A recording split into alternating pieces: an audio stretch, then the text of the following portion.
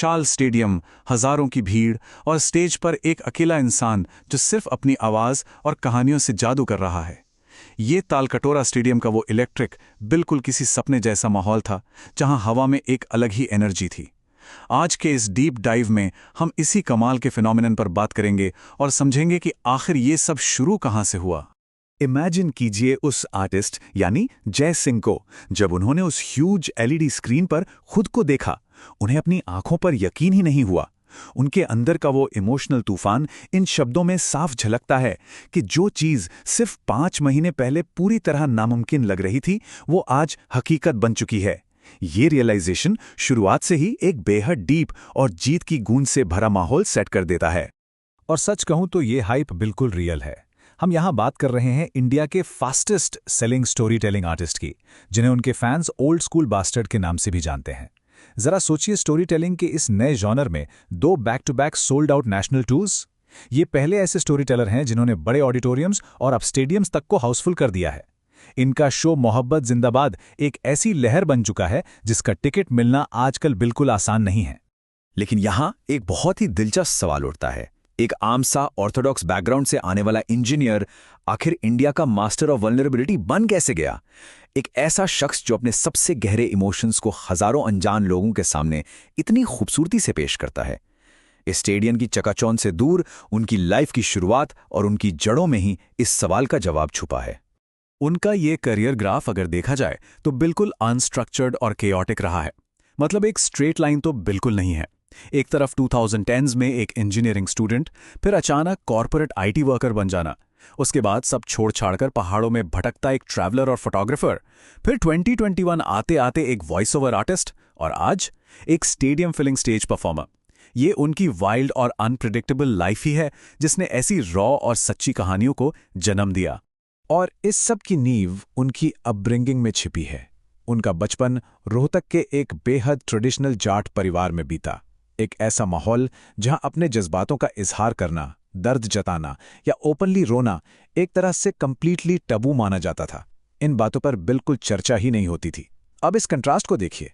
जिस शो में आज आकर पूरी भीड़ खुलकर रोती है और इमोशनली ओपन होती है, उसके पीछे उस आर्टिस्ट की एक ऐसी लाइफ रही है जहां इमोशंस को स्ट्रिक्टली दबाना सिखाया गया था। ये एक हैरान करने वाला फर्क है। और जब ऐसी स्ट्रिक्ट ऑर्थोडॉक्स अपब्रिंगिंग वाली लाइफ बाहर की नई दुनिया से टकराती है तो किस्से काफी केओटिक होते हैं। एक किस्सा बड़ा जबरदस्त है। कॉलेज के दिनों में जय बिल्कुल क्लूलेस होकर दिल्ली में एक प्राइड परेड में चले गए। वहां एक मेल दोस्त ने फोटो के लिए उन्हें मजे में गाल पे किस कर दिया। किस्मत देखिए, अगले दिन वो फोटो रोहतक के लोकल हरिभूमि न्यूज़पेपर में छप गई।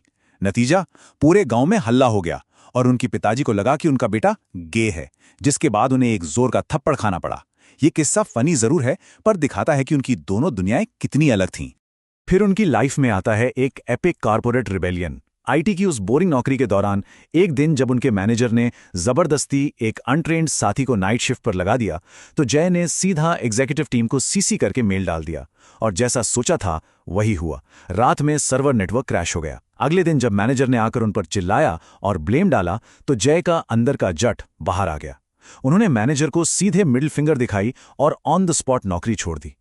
इस एक धमाकेदार मोमेंट ने उन्हें कॉर्पोरेट लाइफ की जंजीरों से आजाद कर दिया। 2.5 ये सिर्फ एक नंबर नहीं है।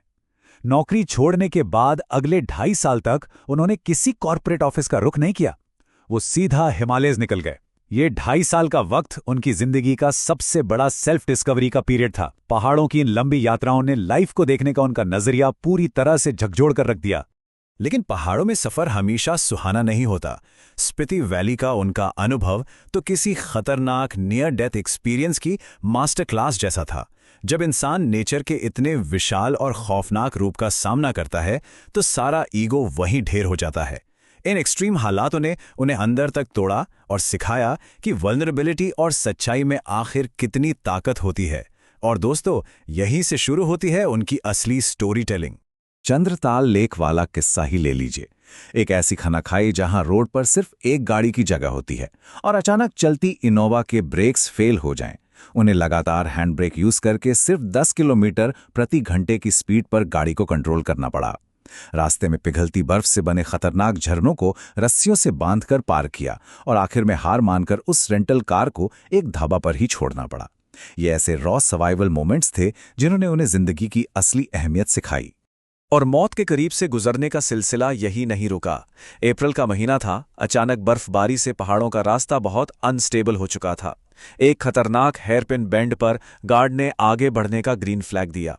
जैसे ही उन्होंने बाइक आगे बढ़ाई, ऊपर पहाड़ से 100 किलोमीटर प्रति घंटे की रफ्तार से एक विशाल पत्थर आकर सीधे उनकी बाइक के वाइजर पर लगा और उसे चकनाचूर कर दिया। वो पत्थर उनकी गर्दन से महज कुछ इंच की दूरी पर था। एक फ्रैक्शन ऑफ अ सेकंड का फासला, और शायद आज ये कहानी सुनाने के लिए कोई नहीं होता। इस घटना ने उन्हें डीपली सोचने पर मजबूर कर दिया। वैसे पहाड़ों में सिर्फ फिजिकल खतरे नहीं होते। द गोस्ट ऑफ चीनी बंगला का एनकाउंटर कुछ अलग ही था। रात के वक्त अकेले बाइक चलाते हुए अचानक हेडलैम्प्स की रोशनी में उन्हें एक काली अजीब सी परछाई रोड क्रॉस करते हुए दिखी।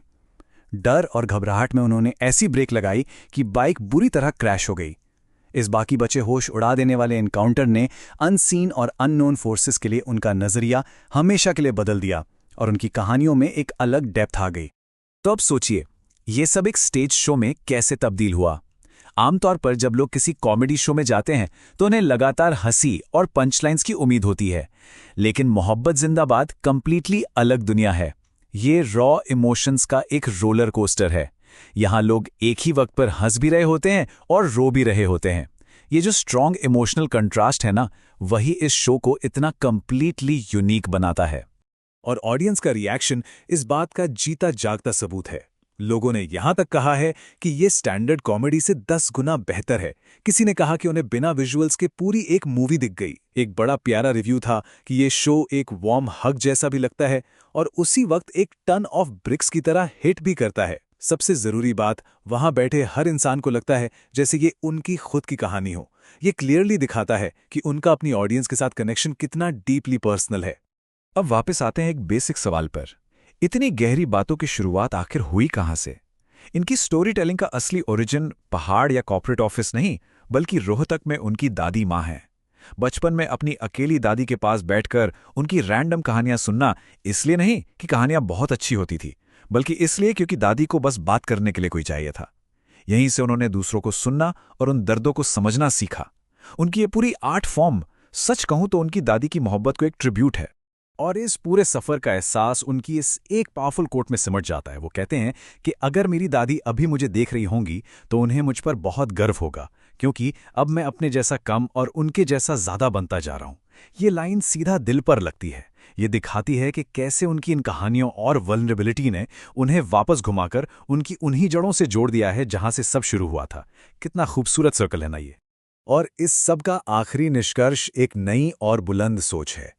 उन्होंने बताया था कि पापा ने एक बार कहा था कि एक जट कुछ भी कर सकता है, तो ये मेरा वही कुछ भी है, एक बिल्कुल ही नया आर्ट फॉर्म। इस एक स्टेटमेंट में एक ऐसी जीत छिपी है। एक सख्त अपब्रिंगिंग और ऑर्थोडॉक्स समाज की दीवारों को तोड़कर उन्होंने एक ऐसा अनोखा इमोशनल एक्सपीरियंस क्रिएट किया जो बिल्कुल हटकर है और फिर भी आज लोगों के दिलों पर राज कर रहा है। तो इस अनोखे सफर के इस आखिरी मोड़ पर एक गहरा सवाल छूट जाता है। आखिर इस छोटी सी जिंदगी में सच्ची मोहब्बत क्या है? और जब हमारा ये सफर खत्म होगा तो पीछे ऐसी कौन सी कहानियां रहेंगी जो लोग बाद में सुनेंगे? क्योंकि दोस्तों,